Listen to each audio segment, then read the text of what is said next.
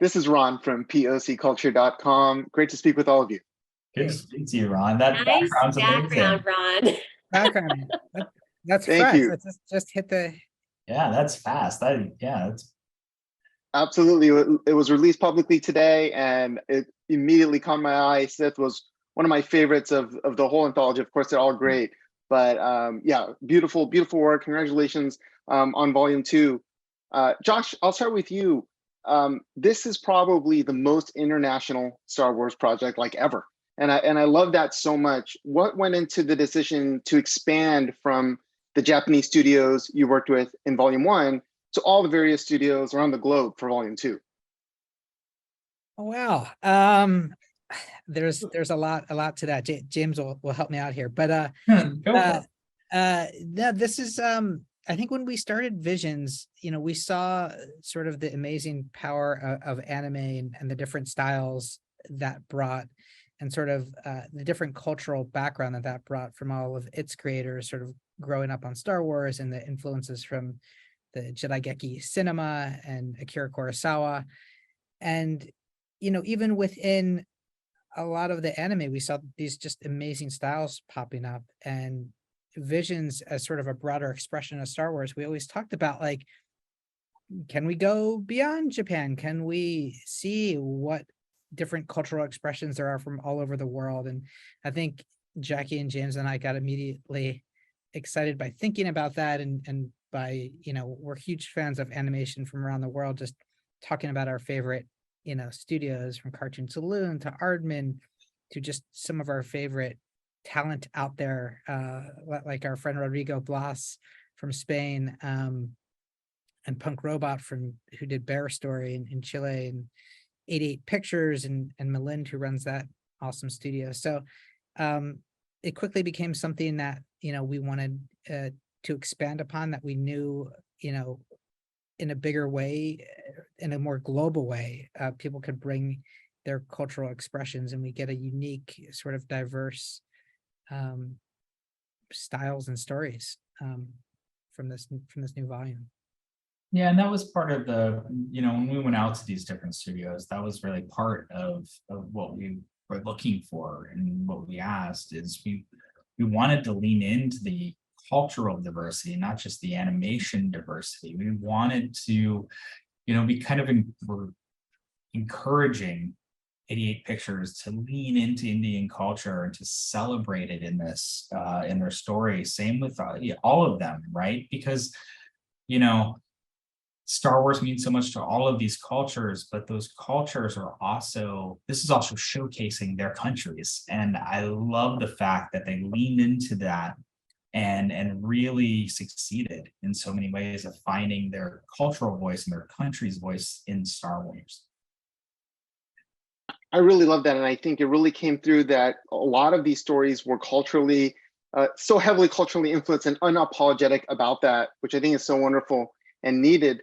Jacqui and anybody else who wants to add, like, how did the stories come about? Do you take it to these studios and have these ideas of stories you want to be told, or do they pitch it? What's the creative process? We approach the studios we think that we want to work with, and that we think will have a good Star Wars story from their culture. And then they pitch, we ask them if they would like to do a Star Wars short, and then they pitch their ideas to us. So we get in sometimes just one pitch from the studio, or sometimes we get a few. They have different internal directors pitch to us. So we curate, we knew we could have 9 stories in this anthology.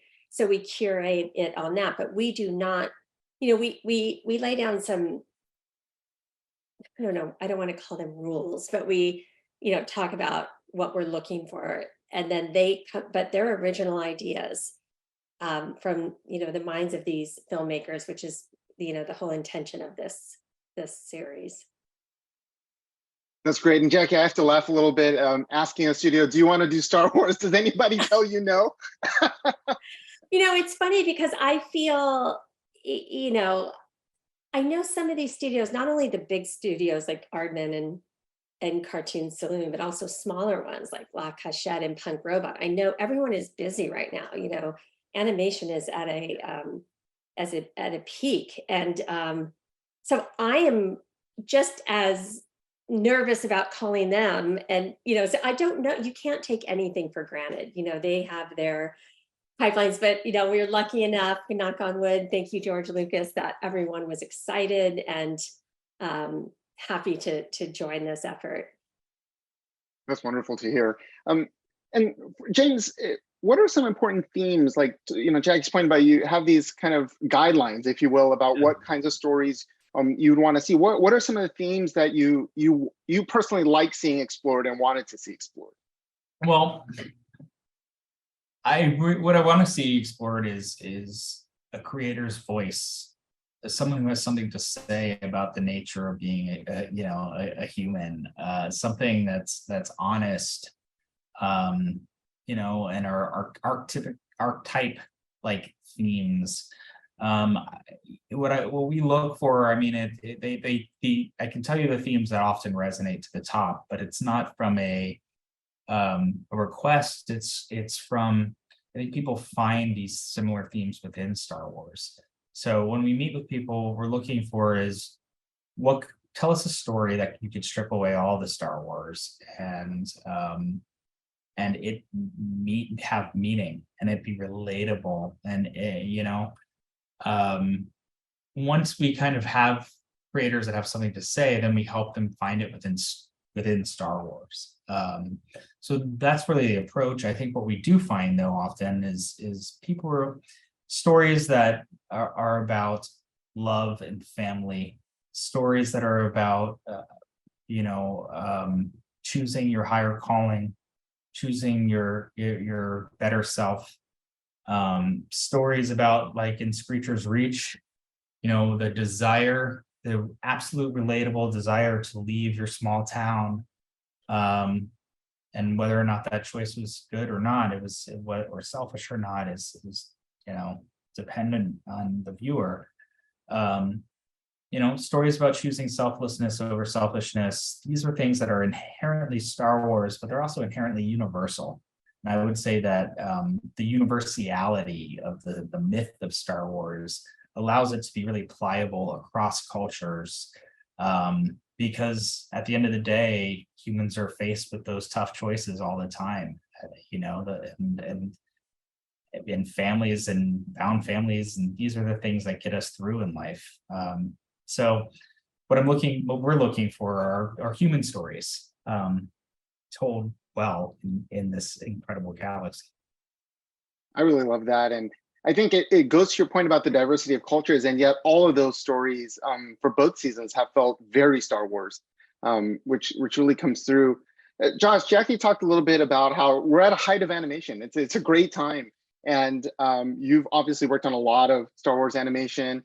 And do you sense that passion from Star Wars fans, many who right now feel like animation is why they got into Star Wars? And how have you enjoyed telling so much Star Wars through animation? Animation's great. It's amazing. Look, it goes back to George, I think, right? He kind of helped. He's one of the forefathers, not just cinema, but I think this kind of adult skewing CGI animation with Clone Wars and what he started with Lucasfilm Animation 15 years ago now. And that group is doing incredible work. And I'm so thrilled to be a part of that and to be working with that crew. And look, those stories directly influence these stories, and I think helped influence an entire, like you're saying, like in animation boom right now when it comes to not just animation for kids, but animation for everyone. And I think we're really seeing that across the industry now. And you know, I think through the medium you can just do all sorts of styles, all sorts of looks. You could speak to different audiences, different age groups. So I think what animation is doing now, it's creating new touch points for new audiences for Star Wars. So, you know, there's a whole generation now that says, you know, I think James and I and Jackie, we grew up on the original trilogy, but there's a whole generation of kids that are like, their first Star Wars was Clone Wars, was animation. And you never know, you know, 20 years from now, you might find that kid in India or kid in Spain or Chile that says the first Star Wars they saw was Star Wars Visions, which, and to us, that's tremendously exciting. How amazing would that be? Absolutely. As Korean American myself, when I saw the, the Korean language being spoken in Star Wars for the first time, like I've ever seen here in America, that it really was mind blowing. So I love that. Jacqui, I have a little bit of a two-part question for you. The anthology format. Sometimes it is great because of different stories, but sometimes it's like, are we going to see these characters again? Do you have any thoughts on like the potential that these stories that we've seen, that we'll see more of those characters in the future?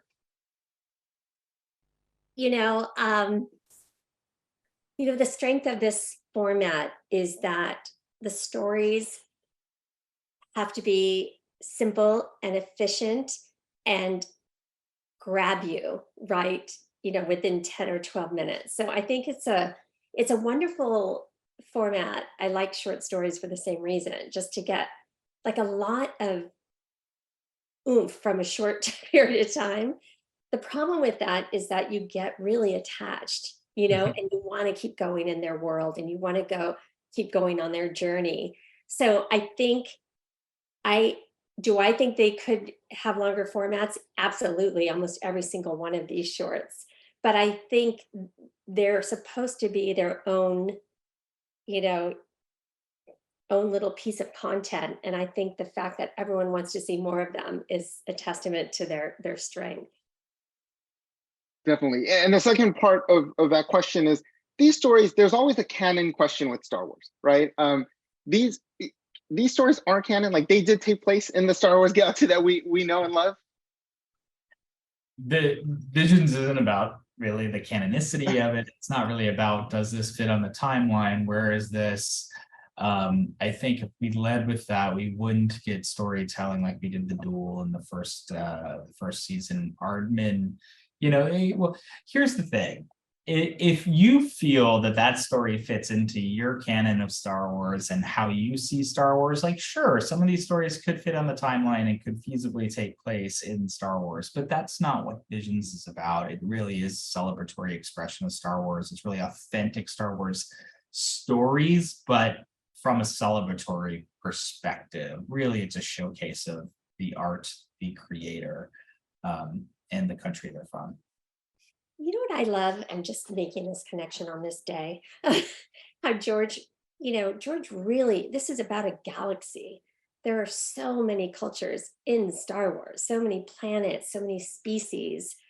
And it's almost like there's so many stories we don't know that are happening concurrently with the one Skywalker story we do know. So, that's why for me, all of these are authentic expressions, There. Absolutely. I think that's perfectly said, Jacqui. I'm attached to these two, so I hope we see more, but congratulations to all of you.